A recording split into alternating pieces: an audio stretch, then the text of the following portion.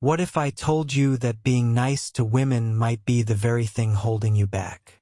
What if there was a better way? One that not only transforms your interactions but also builds an unshakable core of self-control and fortitude. Today, we're diving deep into the ancient wisdom of Stoicism to uncover why niceness can be a trap and what you should do instead. Stay with us until the end because the truths we're about to reveal could change your life. Welcome to our channel, where we explore timeless philosophies and their powerful applications in our modern lives.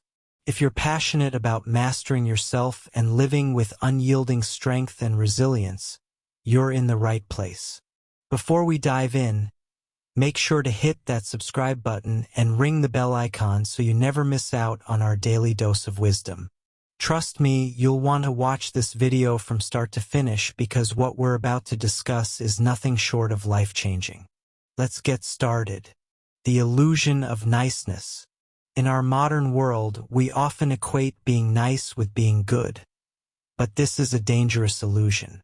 Niceness is frequently a mask, a way to avoid conflict and seek approval. According to Seneca, sometimes even to live is an act of courage. To be truly courageous, we must strip away the facade of niceness and embrace authenticity. When we are nice out of obligation or fear, we are not being true to ourselves. This can lead to resentment, passive aggressiveness, and a loss of self-respect. Imagine constantly bending to the will of others, never expressing your true thoughts and feelings. Over time, this erodes your sense of self and leaves you feeling hollow. True kindness, on the other hand, comes from a place of strength. It involves setting boundaries, being honest, and acting with integrity. As Epictetus said, "We have 2 ears and 1 mouth, so that we can listen twice as much as we speak." Listening to others and to ourselves is key to understanding when our niceness is genuine and when it is a disguise. Niceness can also create unrealistic expectations and dependencies. When we are always nice, people may come to expect that from us, and any deviation from this can lead to disappointment or conflict. This is not sustainable and can cause stress and anxiety. By being authentic, we manage expectations and build healthier, more honest relationships. Niceness can also be manipulative. It can be used as a tool to get what we want or to avoid confrontation. This is not in line with Stoic principles, which value honesty and integrity above all. Marcus Aurelius wrote, "If it is not right, do not do it. If it is not true, do not say it." Being nice for the sake of being liked is neither right nor true. The foundation of self-respect. To build self-respect, we must first understand our values and principles. Marcus Aurelius, in his Meditations, wrote, "Waste no more time arguing about what a good man should be. Be one." This is the essence of Stoicism. Living in accordance with our highest values and not compromising them for the sake of superficial niceness. Self-respect comes from knowing who we are and standing firm in our beliefs. It means saying no when we need to and not feeling guilty about it. It means prioritizing our well-being and not allowing others to take advantage of us. By cultivating self-respect, we create a foundation of strength that others cannot easily shake. When we respect ourselves, we naturally command respect from others. This is not about demanding respect or being arrogant. It is about living in a way that others recognize as worthy of respect. It is about being consistent in our actions and words and not allowing ourselves to be swayed by the opinions of others. Self-respect also involves self-care. It means taking care of our physical, emotional, and mental well-being. It means setting boundaries and not overextending ourselves. It means being kind to ourselves and not engaging in self-destructive behaviors. By respecting ourselves, we show others how we expect to be treated. Self-respect also means being accountable for our actions. It means admitting when we are wrong and taking responsibility for our mistakes. It means being honest with ourselves and others. As Seneca said, every new beginning comes from some other beginning's end. By taking responsibility for our actions, we can learn and grow from our experiences. Embracing authenticity. Embracing authenticity is at the heart of Stoicism. To be authentic, we must be willing to show our true selves, even when it is uncomfortable. This means being honest about our thoughts and feelings and not hiding behind a mask of niceness. As Epictetus said, "First say to yourself what you would be, and then do what you have to do." Authenticity requires vulnerability. It requires courage. It means facing our fears and insecurities head-on and not running from them. It means being open to feedback and willing to grow. It means being true to ourselves even when it is difficult. When we are authentic, we build deeper, more meaningful connections with others.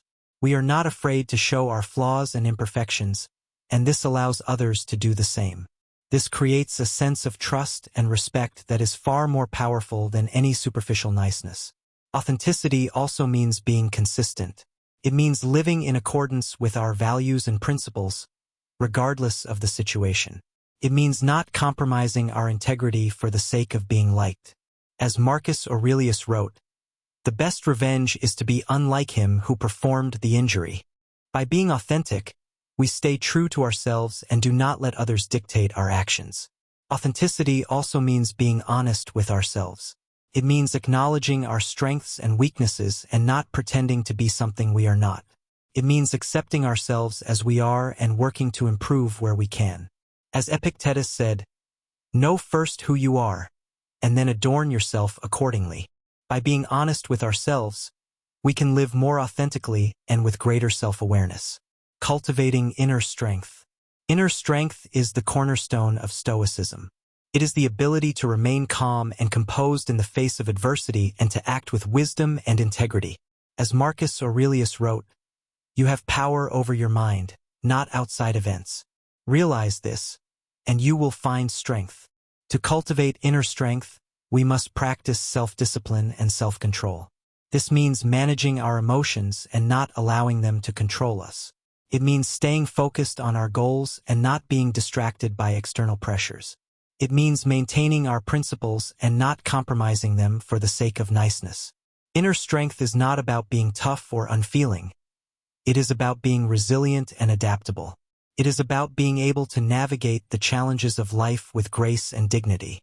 It is about being able to stay true to ourselves even in the most difficult circumstances. Inner strength also involves mindfulness. It means being present in the moment and not being overwhelmed by worries about the future or regrets about the past. It means being aware of our thoughts and feelings and not letting them dictate our actions. As Epictetus said, "Man is not worried by real problems so much as by his imagined anxieties about real problems." By being mindful, we can cultivate inner strength and resilience. Inner strength also means being proactive rather than reactive. It means taking control of our actions and not being influenced by external events. It means setting goals and working toward them with determination and perseverance. As Seneca said, "Luck is what happens when preparation meets opportunity." By being proactive, we can create our own opportunities and achieve our goals, transforming our interactions. Finally, we come to the practical application of Stoicism in our interactions with others. When we stop being nice and start being authentic, we transform our relationships.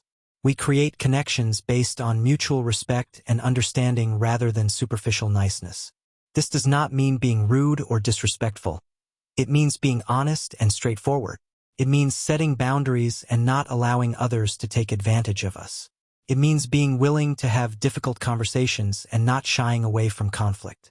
As Seneca said, "Associate with people who are likely to improve you."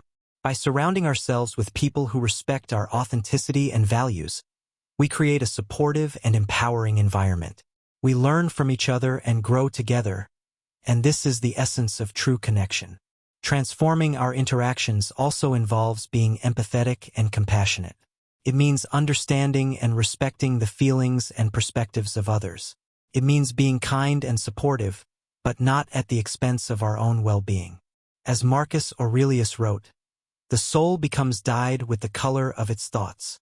By cultivating positive and supportive relationships, we can create a more fulfilling and meaningful life.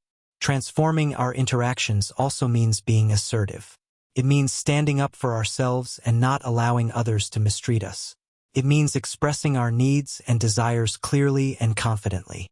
As Epictetus said, "It is impossible for a man to learn what he thinks he already knows." By being assertive, we can communicate more effectively and build healthier relationships.